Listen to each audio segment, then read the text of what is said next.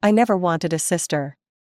I was perfectly happy being an only child until my mom divorced my dad when I was 2 and married Tom, my stepfather. Then came Janice, my half-sister, 5 years younger than me. From the moment she could walk and talk, she became the center of our family's universe. Everything revolved around her, and honestly, it still does. My name is Lucy, and I'm 30 now. Looking back at our childhood, I can still see how differently we were treated. While I had to work for everything I wanted, Janice just had to bat her eyelashes at Mom and Tom, and they'd give her anything. New clothes? Done. Latest phone? No problem. Extra allowance? You got it, princess. Even when we both asked for the same thing, somehow Janice's version would always be more expensive, newer, or better than mine.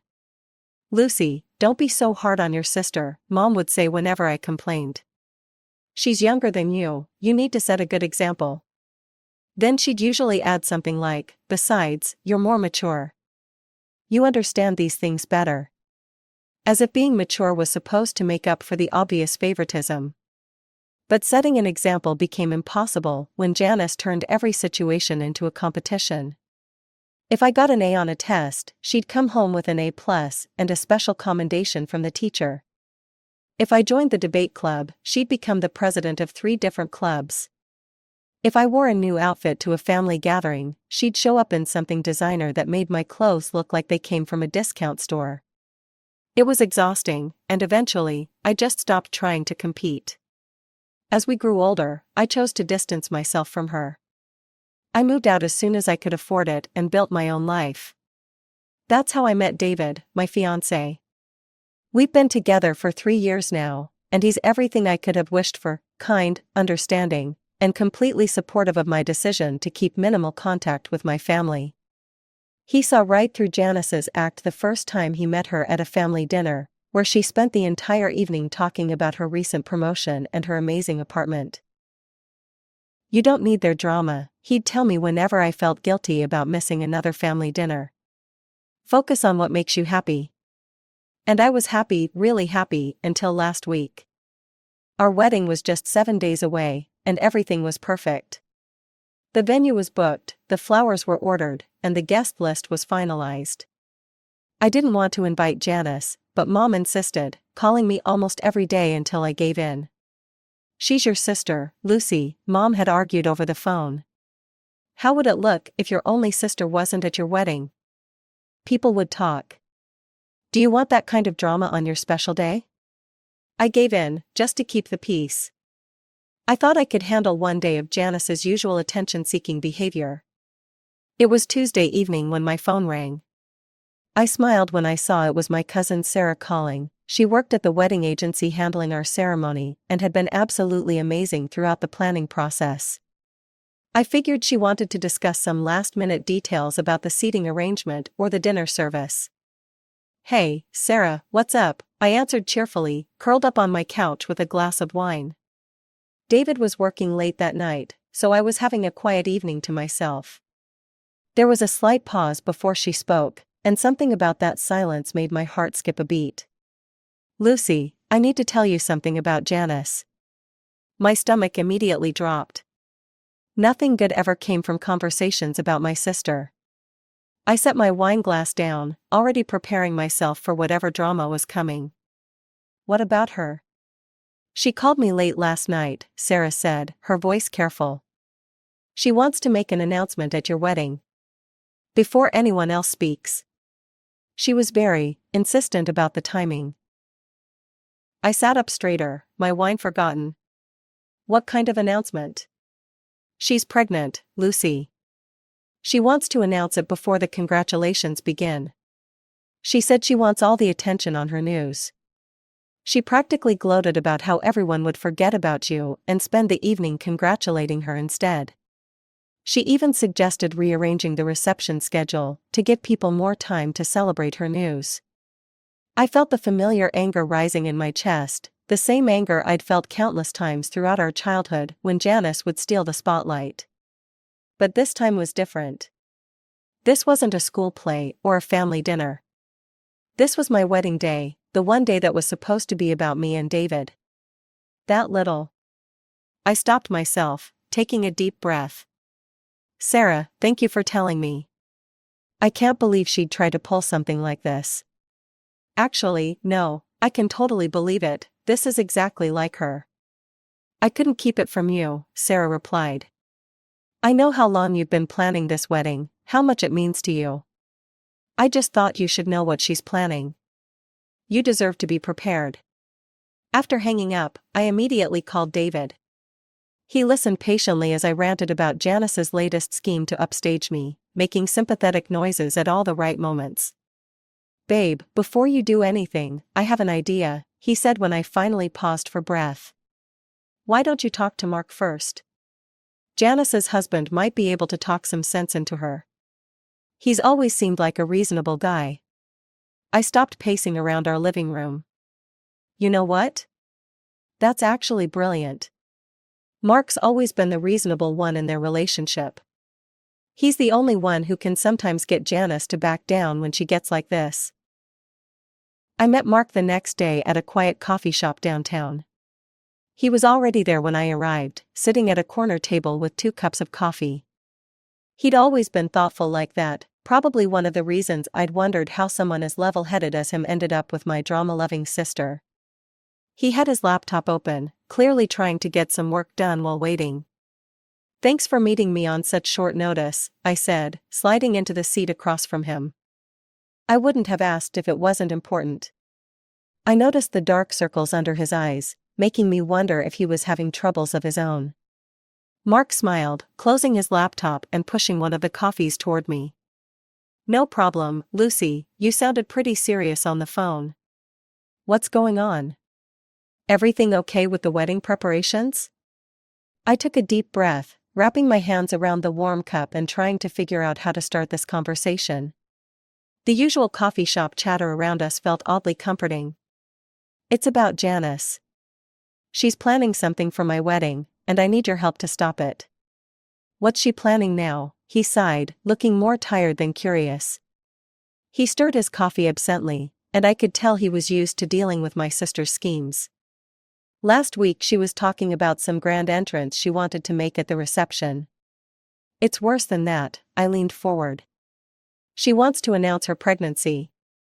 Right before the wedding toasts. She's already arranged it with Sarah at the wedding agency. I watched his face carefully as I spoke, but nothing could have prepared me for his reaction. Mark's coffee cup froze halfway to his mouth. His face went completely pale, and for a moment, I thought he might pass out. A drop of coffee spilled onto his white shirt, but he didn't seem to notice. What? She's pregnant, Mark, at least that's what she's telling people. And she wants to announce it at my wedding to steal all the attention. I paused, noticing how he seemed to be struggling to breathe. His hands were trembling so badly he had to set the cup down. Mark, are you okay? You look like you've seen a ghost. He set his cup down so hard that coffee sloshed over the rim, spreading across the table like a brown tide. Lucy, there's something you need to know. His voice was barely above a whisper, and he leaned in so close I could smell his minty breath. I had a vasectomy. 5 years ago, before Janice and I got married. Now it was my turn to freeze. The noise of the coffee shop seemed to fade away, leaving nothing but the sound of my own heartbeat. What? I can't have children, it's physically impossible. He ran a hand through his hair, looking shell-shocked. Janice and I agreed we didn't want kids. We talked about it before getting married. She's always said she hated the idea of being a mother. We were going to travel, focus on our careers. Hell, just last month she was talking about how glad she was we didn't have to deal with the hassle of children. I sat back in my chair, my mind racing through every conversation I'd ever had with Janice about children. She'd always changed the subject or made some sarcastic comment about how much she enjoyed her freedom. Does she know about the vasectomy? No, he shook his head, his voice cracking. I never told her. We were so in sync about not wanting children, it never seemed necessary to mention it. His hands were shaking now as he pulled out his phone and started scrolling through it frantically. I still have the medical records. If she's pregnant, then it's not yours, I finished quietly, watching as the realization of what this meant fully hit him. Mark stood up abruptly, his chair scraping against the floor with a screech that made nearby customers turn and stare. I need to go talk to her right now. I'm going to end this marriage today. I can't believe she would. Wait, I grabbed his arm, pulling him back down. I have a better idea. Mark sank back into his chair, his face a mix of anger and devastation. He looked like a man whose entire world had just crumbled around him. A better idea than confronting my wife about her affair? I'm listening, but it better be good, Lucy. Because right now, all I can think about is going home and packing her bags. I leaned forward, lowering my voice even though no one was near enough to hear. My heart was racing with the plan forming in my mind. Let her make her announcement at the wedding. Let her have her moment in the spotlight. Let her think she's won, that she's successfully stolen all the attention. I paused for effect. And then you can share your own news. You want me to expose her in front of everyone? Mark's eyes widened as he caught on to what I was suggesting. That's actually brilliant, and terrible, but mostly brilliant. He pulled out his phone again. I can get the medical records from my doctor tomorrow. Official documentation, dated 5 years ago. I called Sarah as soon as I left the coffee shop, practically bouncing with excitement.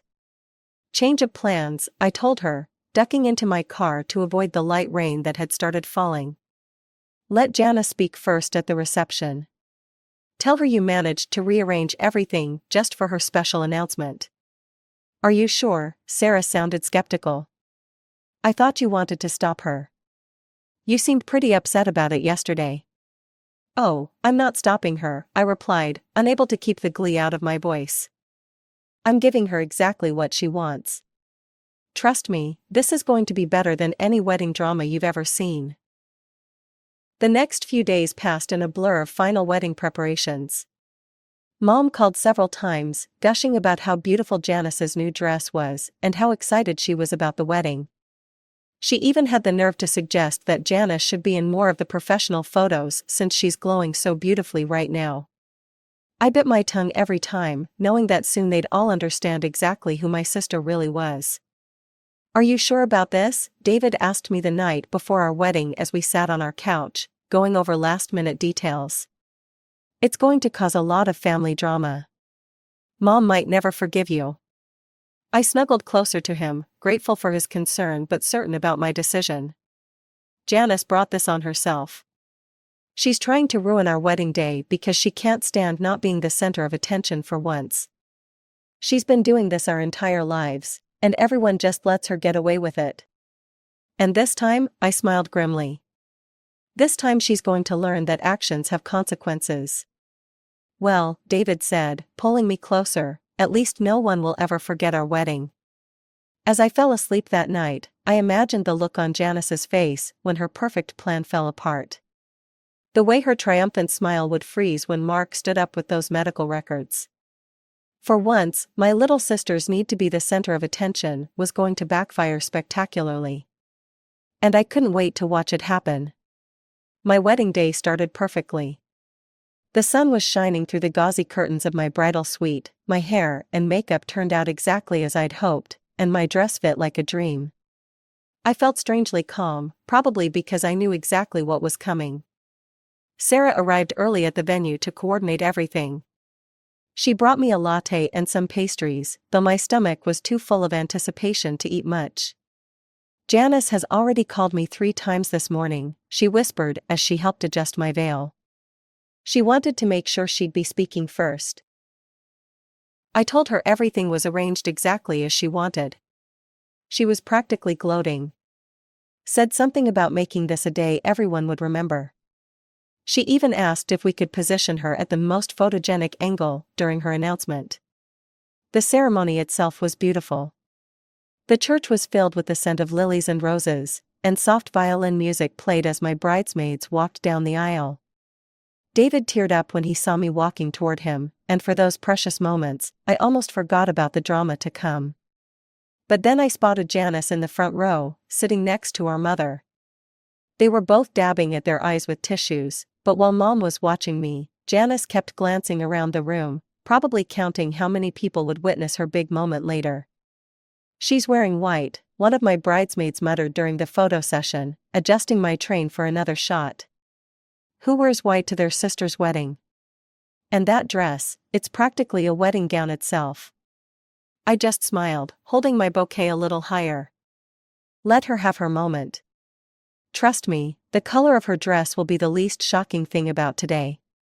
The real show began at the reception. The ballroom was gorgeous, with twinkling lights and flowers everywhere, but I could barely focus on the decorations I'd spent months choosing. Mom and Tom couldn't stop fawning over Janice, calling her the most beautiful girl at the party, at my wedding. I caught them huddled together several times, whispering and looking excited. Mom kept touching Janice's stomach when she thought no one was looking. Mark was sitting quietly at his table, nursing a glass of whiskey. He'd barely touched his food, and I noticed his hand kept going to his jacket pocket, where I knew he had the medical records. His face was pale, and he flinched every time someone congratulated him about the big day. I caught his eye and gave him a slight nod. He nodded back, his face grim but determined. Sarah took the microphone, right on schedule. The crystal chandeliers dimmed slightly, creating the perfect spotlight effect Janice had requested. Before we begin the traditional toasts, she announced, her voice professionally cheerful, "Janice, the bride's sister, has a special announcement she'd like to make." Janice practically ran to the front of the room, her white dress sparkling under the lights. She was glowing with excitement, clutching the microphone like it was her lifeline to attention. "Everyone, I have amazing news." Her voice was trembling with fake emotion, and she paused to make sure all eyes were on her. Mark and I, she paused again for dramatic effect, her free hand resting on her stomach, "We're having a baby." The room erupted in gasps and cheers. Mom burst into tears, clutching Tom's arm, and Tom was beaming with pride, already looking like a proud grandfather. Guests started getting up from their seats to congratulate Janice, exactly as she'd planned. Women rushed forward to hug her, men called out congratulations to Mark, who remained frozen in his seat. Janice was soaking it all in, one hand resting dramatically on her still flat stomach, the other wiping away perfectly timed tears of joy. I watched as she shot me a triumphant look across the room, her eyes glittering with satisfaction. Poor Janice, she thought she'd won. She thought she'd successfully stolen my spotlight, just like she'd done so many times before. She had no idea what was coming. Mark stood up slowly, his chair scraping against the floor. The sound cut through the excited chatter like a knife. The whispers gradually died down as he walked to the front of the room, medical papers in hand, his face set in stone. Janice's smile faltered slightly when she saw him approaching. "I have an announcement too," he said, his voice carrying across the now quieting room. His hands were steady as he unfolded the papers. "I had a vasectomy 5 years ago, before Janice and I got married. I have the medical records right here." He held up the papers, and I could see the official hospital letterhead from where I sat. "I can't have children, it's physically impossible." The silence that followed was deafening. You could have heard a pin drop. Every head in the room turned to stare at Janice, whose face had gone from triumphant to ghost white in seconds. Her perfectly manicured hands began to tremble. That's not possible," she stammered, her voice high and panicky. She looked around the room, seemingly searching for support. "There must be some mistake. The doctors must have." "No mistake," Mark said, his voice hard as steel. He took a step closer to her. "I have follow-up tests confirming it's permanent." "Which means either this is a medical miracle," he paused, looking directly at her, "or you've been sleeping with someone else." Mom let out a wail and collapsed into her chair. Tom was frozen in place, his face turning an alarming shade of red as he looked between his daughter and son-in-law. "And Janice?" She started crying, mascara running down her face, her carefully crafted image crumbling by the second. "Mark, please," she sobbed, reaching for his arm. He stepped back from her touch. "Not here, we can talk about this at home, I can explain." But it was too late. The damage was done. Janice's perfect moment had turned into her worst nightmare, and everyone was watching. She ran from the room, her white dress flashing through the crowd, with Mom and Tom hurrying after her. Mark just stood there, still holding the medical records, as whispers erupted around the room. I could already hear people pulling out their phones, no doubt eager to share this drama on social media. I felt David's hand slip into mine under the table. "You okay?" he whispered, giving my fingers a gentle squeeze. I squeezed his hand back and smiled, watching as Sarah tried to restore order to the reception. Never better, I turned to face my new husband. "Should we cut the cake? I think everyone could use a distraction right about now." The morning after my wedding, my phone rang. I was still in bed, surrounded by scattered wrapping paper from opening gifts the night before, when I saw my mother's name on the screen. "I know exactly what you did," she said without even saying hello. "You deliberately framed and shamed your sister. You could have prevented this whole situation, and Janice could have quietly divorced her husband. But you chose to humiliate her instead." "Are you kidding me?" I sat up straight in bed. "Janice is the one to blame here. She tried to ruin my wedding day. She's the one who got pregnant from her lover, not her husband. She brought this on herself. You've always been jealous of your sister." Mom's voice was cold. "That's why you took revenge on her like this." I didn't bother responding. I just hung up the phone, my hands shaking with anger. Within minutes, messages from Janice started flooding my phone. Threat after threat, curse after curse, each one more vicious than the last. She called me vile, evil, accused me of ruining her marriage. The messages kept coming for days. "Just turn it off," David suggested, watching me stress over each new notification. "We're leaving for our honeymoon anyway." He was right. I switched off my phone, and for 2 blissful weeks, David and I enjoyed complete peace on our tropical island. White sand beaches, crystal clear water, and not a single family drama in sight. It was perfect. But reality crashed back hard when we returned home. Sarah called almost immediately. "Lucy, you need to see this," she said. "One of the wedding guests posted a video of what happened. It's gone viral, millions of views already. The whole town is talking about it. And Janice, she's divorcing Mark." A few days later, Mom and Janice showed up at my front door unannounced. They barged in before I could stop them. "This is all your fault," Mom declared. "You need to pay for Janice's divorce proceedings." "You're crazy," I told them, backing away. "I'm not paying anything." "I'll sue you for shaming me," Janice screamed, her face red with anger. I pointed at the door. "Go ask your lover for money, not me. Get out of my house." They left that day, but the harassment didn't stop. My phone kept buzzing with calls and messages full of threats and insults from both of them. Finally, David had enough. He called my mother himself. "If you and Janice don't stop harassing Lucy right now, I'm filing a police report against both of you."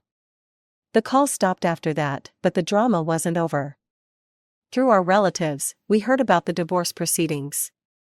Janice was trying everything to save face. She kept insisting the baby was Mark's, and her lawyer even presented statistics from the internet about men getting women pregnant after vasectomies. They tried to argue that Mark's procedure must have been done incorrectly. The DNA test destroyed that defense completely. It proved without a doubt that Mark wasn't the father. Janice lost everything in the divorce. Just when I thought it was all over, Mom called again, months later. Her tone was different this time, almost conciliatory. "I know we've had our differences," she said, "but Janice needs help. She's struggling. Just $1,000 a month would make such a difference." I couldn't help but laugh. "Are you serious? After everything she did?" "Lucy, please, she's your sister. Who's the father, Mom? I asked suddenly. The long silence told me everything. She's not sure, Mom finally admitted. There were several possibilities. I felt a wave of disgust. Let me get this straight. Janice cheated on her husband with multiple men, tried to pass off the baby as his, attempted to ruin my wedding, and now you want me to support her? Tell Janice to grow up and solve her own problems. Don't call me again. That was the last time I spoke to either of them. I heard through relatives that Janice moved back in with our parents after the baby was born. The story of my wedding has become something of a legend in our family and social circle. People still bring it up at parties and gatherings, though they usually wait until I'm out of earshot. These days, I'm focusing on my own happiness. David and I are building our life together, free from the drama that defined my relationship with my sister for so many years. Sometimes I think about Janice and the baby, but then I remember that you can't help people who won't help themselves. The last time someone asked me if I regretted how everything played out at the wedding, I just smiled and shook my head. Some people need to learn that actions have consequences, I said. Sometimes the best thing you can do is let them learn that lesson on their own.